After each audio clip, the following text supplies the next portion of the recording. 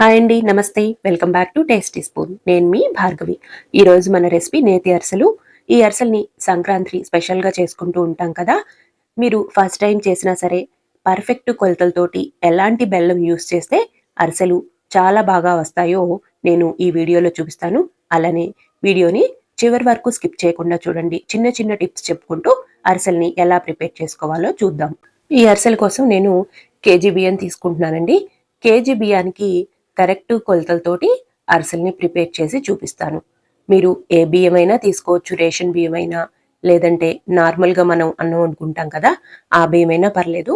ఏ బియ్యమైనా సరే 1 కేజీ బియ్యం తీసుకోండి. లేదంటే ఇలాంటి బియ్యం పోసే డబ్బా ఉంటుంది కదా, ఈ డబ్బాతోటి 4 డబ్బాలు తీసుకున్నారంటే కేజీ అవుతాయి. ఒకవేళ మీ దగ్గర అలాంటి డబ్బా లేనప్పుడు మనం మంచినీళ్ళు తాగే గ్లాస్ ఉంటుంది కదా, అది కూడా 250 గ్రామ్స్ వరకు బియ్యం పడుతుందండి ఒక్క గ్లాసులో. అప్పుడు 4 గ్లాసులతోటి బియ్యం తీసుకోండి. 4 గ్లాసులు వచ్చేసి 1 కేజీ బియ్యం. వీటన్నిటిని క్లీన్ చేసుకొని బాగా 4-5 సార్లు వాష్ చేసుకోవాలి. కరెక్ట్గా కేజీ బియ్యం పోసుకోవాలంటే మనకి అందరికీ కాటా అవైలబుల్గా ఉండదు కదా, అందుకని నేను గ్లాస్తో కూడా పోసి చూపించాను. కరెక్ట్గా 4 గ్లాసులు అయితే కేజీ బియ్యం అవుతాయి. బియ్యం కొంచెం ఎక్కువైనా ఏం పర్వాలేదండి, పిండి మిగులుతుంది అంతే. బియ్యం కడుక్కున్న తర్వాత బియ్యం మునిగే వరకు నీళ్లు పోసుకొని మూత పెట్టి పక్కన పెట్టుకోండి.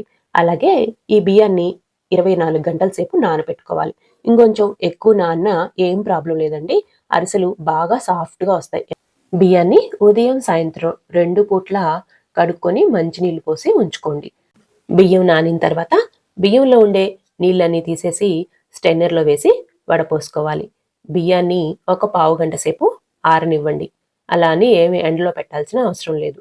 అంతేకాకుండా నేను మిక్సీ జార్లోనే పిండిని గ్రైండ్ చేసుకుంటున్నాను. మీరు కావాలంటే బయట మరలో అయినా మరపట్టించుకోండి. మరపట్టించుకున్న తర్వాత అయినా సరే ఒకసారి జల్లించుకోవాలి. గ్రైండ్ చేసుకున్న పిండిని జల్లెల్లో వేసుకొని జల్లించుకోవాలి. మిగిలిన పిండిని మిక్సీ జార్లోకి వేసుకొని మిగిలిన కొద్ది కొద్దిగా బియ్యాన్ని వేసుకొని గ్రైండ్ చేసుకున్నారంటే పిండి వేడెక్కకుండా బాగా స్మూత్గా గ్రైండ్ అవుతుంది. అలాగే ఫాస్ట్గా కూడా గ్రైండ్ చేసుకోవచ్చు. ఈ విధంగా గ్రైండ్ చేసుకున్న పిండిని అంతటినీ చేత్తోటి ప్రెస్ చేసి మూత పెట్టి పక్కన పెట్టుకోవాలి. ఒక్కొక్కసారి ఆయిల్లో వేసినప్పుడు మాకు అరిసెలు రావట్లేదు అంటారు కదా, పిండి డ్రైగా అయిపోతే అరిసెలు రావండి. తర్వాత 1 కేజీ బియ్యానికి 3/4 కేజీ బెల్లం సరిపోతుంది. అంటే 750 గ్రామ్స్ వరకు బెల్లం తీసుకోవాలి. ఎలాంటి బెల్లం తీసుకోవాలంటే మనం ఈ విధంగా చాక్తో తురిమినప్పుడు బాగా స్మూత్గా కట్ అవ్వాలి. రంగు వేయని బెల్లమైనా సరే అండి, స్మూత్గా ఉండే బెల్లం తీసుకోండి. ఇందులోకి ఒక చిన్న గ్లాస్ నీళ్లు పోసుకొని స్టవ్ మీద పెట్టుకొని పూర్తిగా కరిగే వరకు కరిగించుకొని స్ట్రైనర్లో పోసి వడపోసుకోవాలి. మీరు కావాలంటే పూర్తిగా ఆర్గానిక్ బెల్లమైనా వేసుకోవచ్చు, లేదంటే అది సగం ఇది సగం వేసైనా పాకం పట్టుకోవచ్చు. కరిగించుకున్న బెల్లాన్ని స్టవ్ మీద పెట్టుకొని మీడియం టు లో ఫ్లేమ్కి మంటని అడ్జస్ట్ చేసుకొని పాకం వచ్చిన తర్వాత పూర్తిగా మంటను తగ్గించుకొని ఒక గిన్నెలో కొన్ని నీళ్లు పోసుకొని కరిగిన పాకాన్ని వేసుకొని ఈ విధంగా వీడియోలో చూస్తున్నట్లుగా పాకాన్ని టెస్ట్ చేయండి. పాకం చేతికి అంటుకోకుండా మనం ఉండలాగా చేస్తే ముద్దలాగా ఫామ్ అవ్వాలి. అలాగే మనం చేత్తో ప్రెస్ చేసినప్పుడు అదే షేప్లో ఉందంటే కనుక పాకం రెడీ అయినట్లే. ఇప్పుడు కొద్దిగా నెయ్యి పాకంలో వేసుకొని స్టవ్ ఆపేసుకొని మనం జల్లెడ పట్టుకున్న పిండిని కొద్ది కొద్దిగా వేసుకొని ఈ విధంగా వీడియోలో చూపిస్తున్నట్లుగా బాగా ఉండలు లేకుండా సాఫ్ట్గా అయ్యేంత వరకు కలుపుకోండి. పిండి వేసుకునేటప్పుడు మంట ఏం ఉండాల్సిన అవసరం లేదండి, పూర్తిగా స్టవ్ ఆపేసుకోండి. పిండి వేసుకున్న తర్వాత అంచులంపటి ఉండే పిండిని కూడా పూర్తిగా గరిటెతోటి కదిలించుకుంటూ పిండిని కలుపుకోండి. అప్పుడే పిండి సాఫ్ట్గా ఉండలు కట్టకుండా వస్తుంది. ఈ విధంగా పిండి ఉండలు కట్టకుండా ఉంటుంది. ఈ స్టేజ్లో ఉన్నప్పుడు ఇంకా పిండి మిగిలినా సరే ఏం పోయాల్సిన అవసరం లేదండి, వదిలేసేయండి. ఇలా గెరెట్తోటి అంటే కొంచెం జారేటట్టుగా ఉన్నప్పుడు వదిలేసి పైన నెయ్యి వేసుకొని ఒక 4-5 నిమిషాల సేపు వదిలేసారంటే పిండి గట్టిపడుతుంది. ఇప్పుడు చూడండి, గెరిటితో తీసి చూపిస్తాను. పిండి చక్కగా గట్టిపడింది. అలాగే మనం ముద్ద చేస్తే ముద్దయింది. అరిసె చేసుకోవడానికి కూడా వీలుగా ఉంటుంది. నాకు పిండి వేసిన తర్వాత ఈ కొంచెం పిండి మిగిలిందండి, అందుకే బియ్యం కొంచెం ఎక్కువైనా సరే ఏం ప్రాబ్లం లేదు. తర్వాత స్టవ్ మీద కడాయి పెట్టుకొని డీప్ ఫ్రైకి సరిపడా నెయ్యి వేసుకుంటున్నాను. మీరు కావాలంటే నెయ్యి ప్లేస్లో నూనె అయినా వేసుకోవచ్చు. తర్వాత కవర్కి కొద్దిగా నెయ్యి అప్లై చేసి చేతికి కూడా నెయ్యి రాసుకొని కొద్ది కొద్దిగా పిండి ముద్దను తీసుకొని ఈ విధంగా వీడియోలో చూపిస్తున్నట్లుగా చేతితోటి రౌండ్గా ప్రెస్ చేసుకోవాలి. ఈ విధంగా ప్రిపేర్ చేసుకున్న అరిసెని నూనెలో కానీ నెయ్యిలో కానీ వేసుకోండి. మంటని మీడియం ఫ్లేమ్లోకి ఉంచుకొని వేసుకోండి, లేదంటే త్వరగా మాడిపోతాయి. అలాగే మనం తీసుకున్న కడాయి కూడా పల్చగా కాకుండా కొంచెం మందంగా ఉండేలాగా చూసుకోండి. అరిసె ఒకవైపు ఫ్రై అయిన తర్వాత రెండో వైపుకి టర్న్ చేసుకొని రెండో వైపు కూడా సేమ్ కలర్ వచ్చేలాగా ఫ్రై చేసుకొని ఈ విధంగా చిల్లులు గెంటెలు వేసి లైట్గా ప్రెస్ చేసుకోండి. మీ దగ్గర అరిసెల గెంటెలు అవైలబుల్గా ఉంటే కనుక వాటితో చేసుకోండి, చాలా ఈజీగా ఉంటాయి. అలాగే నేను ఇంకొక అరిసె కూడా వేసి చూపిస్తానండి.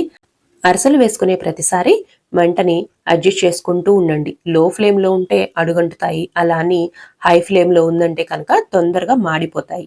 అలాగే మరీ గట్టిగా ప్రెస్ చేయాల్సిన అవసరం లేదు, లైట్గా ప్రెస్ చేసుకోండి సరిపోతుంది. తర్వాత మరికొంత పిండితోటి నువ్వుల అరిసెలను కూడా ప్రిపేర్ చేసుకుందాం. ఇప్పుడు తెల్ల నువ్వులను తీసుకొని కొద్దిగా కాచి చల్లార్చిన పాలని ఈ విధంగా కలిపి పక్కన పెట్టుకోండి. ఇప్పుడు పిండి ముద్దను తీసుకొని రెండు వైపులా పిండి ముద్దని నువ్వులో అద్దుకొని ఒక్కసారి పిండి ముద్దని ప్రెస్ చేసుకొని ఈ విధంగా ప్లేట్ మీద వేసుకొని అరిసెలాగా ఒత్తుకొని దీన్ని కూడా వేడిగా ఉన్న నేతిలో వేసుకొని ఫ్రై చేసుకోవాలి. నువ్వుల్ని పాలల్లో కలిపి పిండి ముద్దకి అంటించుకోవడం వల్ల మనం నూనెలో వేయగానే విడిపోకుండా ఉంటాయి. చూడండి, నువ్వులు చక్కగా ఫ్రై అయిపోయి అరిసె కూడా చాలా బాగా వచ్చింది.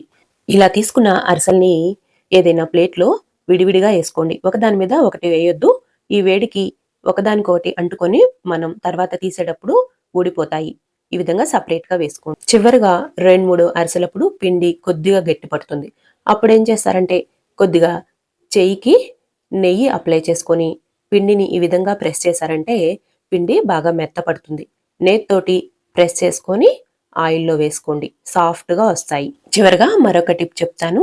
మనం పిండిని మిక్సీలో గ్రైండ్ చేసుకొని అరిసెలు వండుకుంటున్నాం కాబట్టి ఒక 15 డేస్ తర్వాత కొంచెం గట్టిగా అనిపిస్తాయి.